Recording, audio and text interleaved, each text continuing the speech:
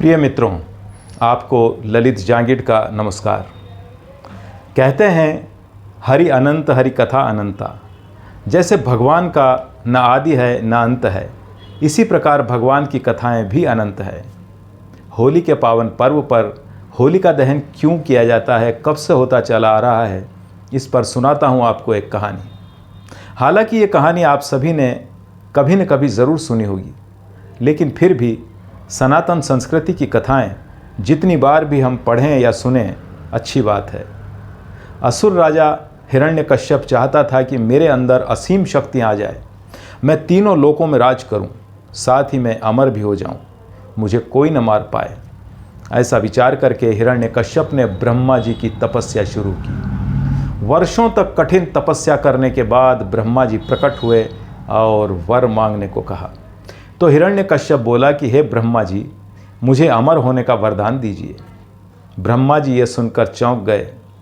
ब्रह्मा जी को यह समझते देर नहीं लगी कि यह वरदान मांगने के पीछे इसकी मंशा कितनी खतरनाक है।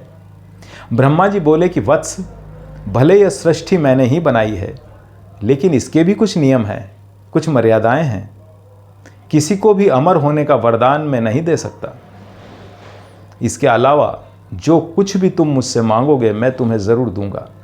हिरण्यकश्यप ने फिर चालाकी से सोचा और बोला, हे ब्रह्मा, अगर आप अमरता का वरदान मुझे नहीं दे सकते तो सुनिए, मुझे वरदान दीजिए कि ना मैं घर के बाहर मरूं, ना घर के अंदर मरूं, ना मैं रात में मरूं, ना ही दिन में मरूं, ना मुझे कोई मनुष्य मार सके, ना ही कोई पशु मार सके, ना मैं अस्त्र से मरूं, ना शस्त्र से मरूं, ना धरती पर मरूं, ना ही आकाश में।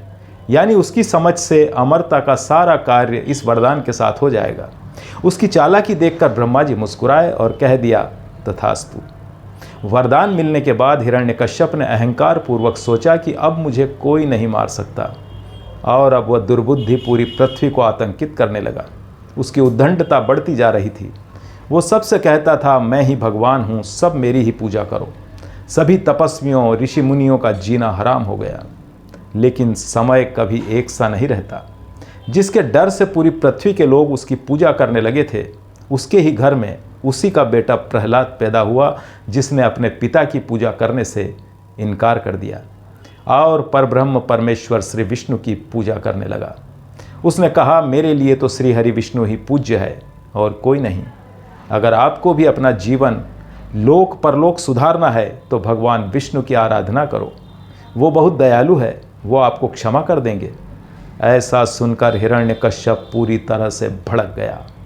उसने अपने सिपाहियों से कहा कि मेरे इस धूर्त पुत्र को बंदी बना लो और इसे इतनी यातनाएं दो कि यह मेरे शत्रु विष्णु का गुणगान करना भूल जाए। सिपाहियों ने प्रहलाद को बंदी बना लिया और उसे कई प्रकार से समझाने की कोशिश की, लेकिन जब आस्था प्रबल होती है तो धर्म अपनी जगह से नहीं डिगता। सिपाहियों ने कहा कि महाराज, इस बालक पर किसी भी दंड का कोई असर नहीं हो रहा है। हिरण्यकश्यप ने कहा कि फिर इसे प्राण दंड ही दे दो। इसकी जिद्दी अगर इतनी प्रबल है तो इसे जीने का कोई अधिकार नहीं। सिपाहियों ने प्रहलाद को एक कमरे में कैद किया और कई सारे जहरीले सांप अंदर छोड़ दिए। बड़ी ही विचित्र बात हुई कि पृथ्वी को अपने ऊपर धारण करने वाले शेषनाग के वंशज सांपों ने प्रहलाद को काटने के बजाय चारों ओर से एक सुरक्षा घेरा बना दिया, मानो उसकी रक्षा करने लगे। और भी कई तरह से प्रहलाद को मारने की कोशिशें की गई, लेकिन कामयाबी नहीं मिली। धीरे धीरे यह बात चारों तरफ फैल गई कि हिरण्यकश्यप अपने ही पुत्र प्रहलाद को मार डालना चाहता है। बात हिरण्यकश्यप की बहन होलिका तक भी पहुंची। तो होलिका अपने भाई हिरण्यकश्यप के पास आई और बोली कि भैया, मेरे पास एक वरदान में मिली हुई चादर है, जिसे ओढ़कर मैं अग्नि में प्रवेश करूं तो मेरे ऊपर अग्नि का कोई असर नहीं होगा। मैं प्रहलाद को लेकर अग्नि में बैठ जाती हूं, मैं तो बच जाऊंगी, प्रहलाद जलकर मर जाएगा। हिरण्यकश्यप को बहन होलिका का विचार बहुत पसंद आया। उसने तुरंत ही सिपाहियों को आदेश दिया कि एक बड़ा अग्निकुंड तैयार करो। ढेर सारी लकड़ियां इकट्ठी की गई और उसमें होलिका अपने भतीजे प्रहलाद को लेकर बैठ गई। कहते हैं ना कि होई है वही जो राम रचि राखा। जिस चादर को ओढ़कर होलिका बैठी थी, वह चादर हवा के झोंके से उड़कर प्रहलाद से लिपट गई। प्रहलाद तो पूरी तरह से सुरक्षित रहे और होलिका जलकर भस्म हो गई। यह दृश्य देखकर हिरण्यकश्यप क्रोध से तमतमा उठा और बोला, अब इसे मैं स्वयं ही मारूंगा। और उसने सिपाहियों से सूर्यास्त के समय कहा कि प्रहलाद को लेकर आओ। हिरण्यकश्यप महल की चौखट पर आकर प्रहलाद से बोला कि अब बता, कहाँ है तेरा विष्णु भगवान? प्रहलाद ने कहा कि वो तो सब जगह है, कण कण में मौजूद है। तो हिरण्यकश्यप ने पास के खंबे पर मुक्का मारते हुए कहा कि इस खंबे में भी तेरा भगवान है? प्रहलाद बोला कि जब वो जर्रे जर्रे में कण कण में मौजूद है तो इस खंबे में भी है। हिरण्यकश्यप ने खंबे पर प्रहार किया। उसी समय खंबा फट गया। उसमें से एक अजीब सी आकृति निकली, जिसके ऊपर का हिस्सा शेर का था, नीचे का हिस्सा मानव का था। भगवान विष्णु अपने नरसिंह अवतार में पैदा हुए और उन्होंने झट से हिरण्यकश्यप को उठाकर अपनी जंघा पर रखा और अपने लंबे लंबे नाखूनों से उसका पेट फाड़ दिया।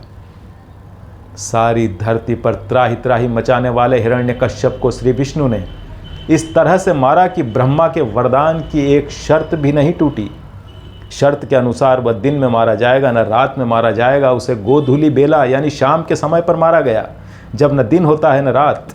उसकी दूसरी शर्त थी, घर के अंदर मरूं न घर के बाहर मरूं। तो उसे महल के दरवाजे पर ही मार दिया गया, न महल के अंदर न ही बाहर। नरसिंह रूप में आकर भगवान ने यह शर्त भी पूरी की कि ना तो पशु ने मारा, न ही मनुष्य ने, ना अस्त्र से न शस्त्र से, तो उसे नाखूनों से फाड़ दिया गया और एक भयंकर आतताई से पूरी पृथ्वी की समस्त मानव जाति को भयमुक्त कर दिया गया। मित्रों, इस कहानी से हमें सीख मिलती है कि चाहे कितनी भी शक्तियां अर्जित कर ली जाए, यदि इनका दुरुपयोग होगा, शक्तियों को गलत दिशा में मोड़ा जाएगा, तो परिणाम भयानक ही होगा। होलिका दहन भी तब से ही होता चला आ रहा है और आगे भी होता रहेगा। कहानी को ध्यान से सुनने के लिए आपका आभार। फिर मिलते हैं किसी और कहानी के साथ। नमस्कार।